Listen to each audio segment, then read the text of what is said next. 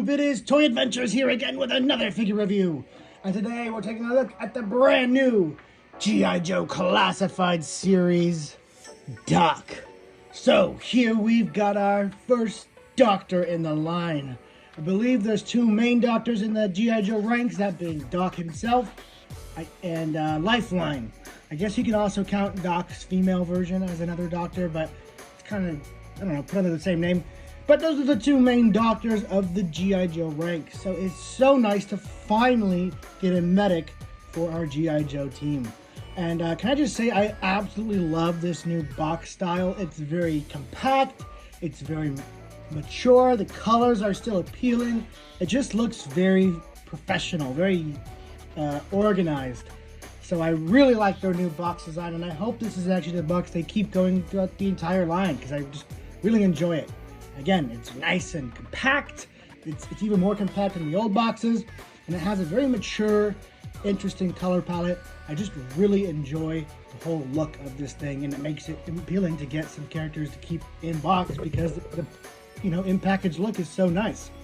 We have the G.I. Joe Classified logo. We got Carl, Doc, Greer. A nice look at all his accessories. Take a look at the side. You can see all his different little logos. I still don't know exactly what all these are supposed to mean, but of course that is a medical symbol, so he's the Doctor. And then there's these other ones, I'm not entirely sure. You got a nice little render of the character there.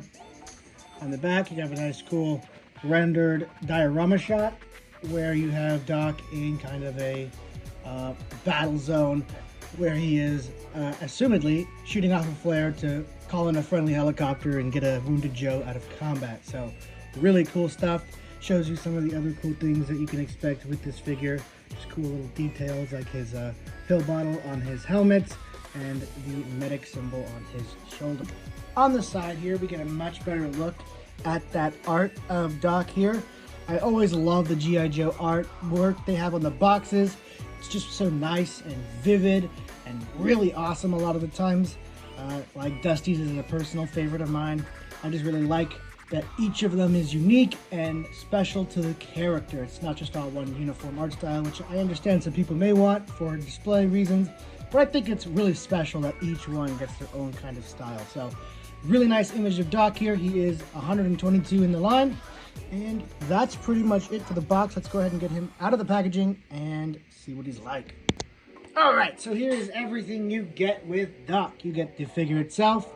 You have the new modular type chest that we saw with the action soldiers, and with that you have an attachable pouch that seems to be some type of holster for either his flare gun, or it looks to be a taser of some type. I'm not too familiar if this is supposed to be a medical type device. Someone please let me know in the comments, but it does kind of look like a taser, so I'm assuming, him being a doctor, he'd want to bring some non-lethals onto the battlefield. So that is what my guess is. Along with that, you get a flare gun to alert rescue and medevac choppers that they are ready to be medevac. Let's take a better look at it, if it will focus. Pretty good, pretty simple paint job, but it does the job. It looks like a flare gun. Very cool. Gives you a little plug if you wanted to put a blast effect in there. And this helmet is really cool for a very special reason. It has a functioning chin strap. And, you don't wear a helmet if you're not going to use the chin strap anymore. That's like, you don't really see soldiers anymore with the loose helmet look. That's more like a Vietnam, World War II kind of thing. So I'm really happy, and I hope that at least all of the helmets going forward have some kind of chin strap. It's just so much more authentic looking than the loose helmet design we've been getting with so many of these Joe's helmets. It just doesn't make sense. These are professional troopers. They should know how to use their equipment, and they should be using it properly. So I much prefer them having usable chin straps, and that will make this helmet pretty valuable. Especially if they release a variant that isn't special to Doc, without the pills on it. This could be a very valuable helmet going forward, just because people can use it for all their different customs. So very happy that they are introducing a chin strap in the helmet. He has a special little pouch here with these special little logos. These are the same pouches that came with the soldier, but they didn't have these decals on them. Like that little torch and the white cross. little bit of residue on it. And of course you get his glasses. I like these and I don't like these. I like that they're removable, and I also don't like that they're removable because from what I can see, there's no real peg on the head to get these to stay on. So it's really just a friction game. And I really don't like that because any glasses like that, they get lost within the first week. If you don't just set these down on the shelf and leave them there, they get lost super easy. They fall off without any care and then gone on your carpets forever. So I wish they would either have a way to peg it on to more, secure it and fasten it to the head, or just have a head that has the glasses on permanently. Just because, while I do like the removability, make sure it can be put on with some security. It's not like a helmet where it's a big enough piece to just slip on and it'll kind of stay on.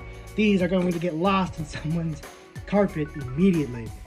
So, that aside, you also get his stretcher, which I've seen some people complain that the stretcher kind of folds a little too easy, but I've also seen people fix that by putting, well, I'm not sure where they did it, but they put a unfolded paper clip somewhere in here to kind of support the back and spine of this thing. But really cool stuff. As you can see right here, it has a back peg. That is mainly so you can plug it into Doc's back, but it also means that if you want to fasten a figure onto it, we can. So let's say poor Beachhead was wounded in battle. You gotta get this Joe out of here. You plug his back in there and you rest him back. And then you can have Joe's on the front, Joe's on the side, carrying him to safety while Doc tends to him. Very, very cool. I like that. One thing I wish they maybe should have came with is like a blood bag or some kind of IV that he can hold up, just to kind of complete the medic look. I don't know. I'm just spitballing. I didn't think that would have been a pretty cool idea, but I think there are accessories for that, mainly Gridiron Studios. So let's take a look at the actual figure itself. The vest, like I said, is a reuse from the Action Soldier. The body seems to be, I'm not sure exactly what torso, but it's definitely a reused torso. The arms seem to be Falcon's arms. They have a really nice little medical symbol right there. Of course, they have to use their own medical symbol because they're not going to get sued. And then you just got medic right there. So very nice. I always love when they add decals on these Joes because it just, makes them pop more. Really happy that they're starting to do that more often. It's got a really nice, unique belt.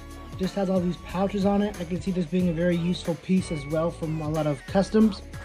He's got a holster, a pretty unique looking holster that is definitely a new holster on his right leg. And then I'm assuming a medical bag on his left leg. Random note, this kind of reminds me of the pouch you could put on your leg in Halo Reach, if anyone remembers that. Alright, so to fully arm him up, I'm assuming you put this right there, and it just sticks on, yep. And then I'm not sure which pistol goes in which. I'm gonna assume most people put their taser on their body. That kind of seems a little big for it. These both seem kind of big for it. I guess you just really gotta pick. I'm gonna put the this thing right here. Neither of them really go there very well. It's kind of huge and unwieldy. Yeah, I'm gonna put this in the leg holster because it's just kind of gigantic. And this can chill right here. Again, the modular vest is a kind of a swing and a partial hit and miss because it's a cool idea, but execution is a little wonky. Like, this thing is really in the way of the arm, so I don't imagine I'll have this pouch on too often. Or maybe I switch. This is the fun part about modular designs. I switch it. That just looks super unruly, but at least the arm is free. No, wait. Let's cook a little bit more. Let's put this down here. Put this up here. All right. That looks way more satisfying. Still unruly, but at least the arm articulation is not hampered. All right, we put the glasses on. How do they stay on? They look kind of goofy, I'm not gonna lie. He looks kind of like a dork, and they do not stay on very well. Really trying to line these up.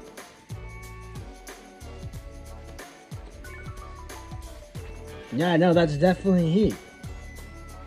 Yeah, the look isn't all there. Execution could definitely be better. And it sucks because Doc is known for having these green glasses. So the fact that it doesn't look good, it's kind of not really an option to have him without him because it's just so unique to his character. All right, so that wasn't actually too hard at all. And I really like this look. And the helmet does a lot of the heavy lifting and keeping the glasses not only in place, but on his face. So 99% of the time, I'm gonna have him with his full helmet and glass setup. Not only because it keeps it in place, but because this is a really nice modern look for Doc. I really like this overall look for him. You know, originally Doc didn't really have any vest on. It was just him and his shirt, but I really like that they modernized him and gave him a proper vest. I doubt anyone nowadays is going into a war zone without at least a vest on. So really, really nice update to him. Articulation-wise, these are, I believe, Shipwreck's legs. So you do get pretty nice articulation there. Of course, you get the thigh swivel. Real interesting part is how does the head articulate? Pretty good. You didn't really get to take too good of a look at that face sculpt. So we are going to go ahead and take off his headgear. Onto his face, if I can get actually good lighting on it, because this is, they've really improved their faces. Like, really improved. Beachhead wasn't a great example because Homeboy is in a balaclava, but the modern Duke and this Doc are big proof that they're really starting to hone in on getting those iconic character looks without having to base it off of a real person. You know, just taking what was in the cartoon or in the comics and, you know, adapting it to a believable human visage. And I think they did a really great job, even with the kind of hints of the graying at the side of his hair. Really love the head sculpt. They nailed it on this one. No more days of wonky looking Falcon. Those days are long gone. Hell, we just got an unveiling of a new Night Force Falcon and his face looks really good. So Hasbro has definitely picked up the line, and I am very glad I invested in it because now it really feels truly like a G.I. Joe line. The only thing we're missing is those bios on the back of the card, on the back of the boxes. It's the one thing we're missing, but the character designs are on point.